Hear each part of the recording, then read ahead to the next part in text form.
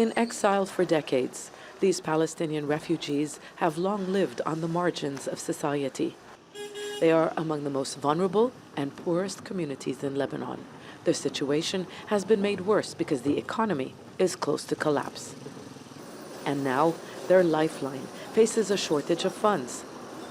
The financial crisis of UNRWA as being of an existential nature. And it's of an existential nature because we cannot properly deliver our services anymore at a time the needs in the camp have significantly increased. UNRWA is providing access to education to all the Palestinian refugees, girls and boys in the camp and in the country. We are providing assistance to more than 200,000 people. We are providing primary health care. Lebanon's currency crash has hurt the Palestinians as well. Inflation led to food prices increasing by tenfold.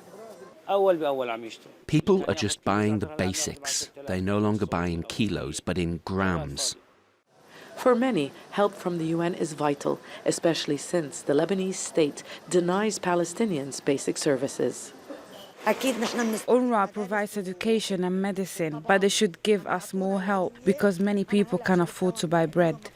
A recent decision by the Lebanese authorities to expand Palestinian rights in the labor market is welcomed here as a way to deal with rising unemployment. But many tell us it's limited, and what is needed is to grant them basic rights. I can't register my truck under my name. I can't even get a license to drive it. There are minimum rights which Palestinians don't have. We thank the minister for the new decree, but I doubt it will resolve unemployment. Palestinians have faced what rights groups call discriminatory policies since they first arrived in Lebanon in 1948. Successive governments believe easing restrictions and providing them citizenship will encourage them to settle here permanently. That's why the majority rely on the informal labor market, but opportunities are drying up.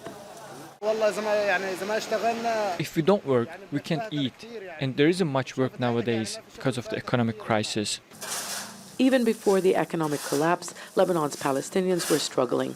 It has since pushed more into poverty. The United Nations says it now has to find money so that the crisis won't have what it calls a devastating humanitarian impact. Zeina, Khodr, Aljazeera, Beirut.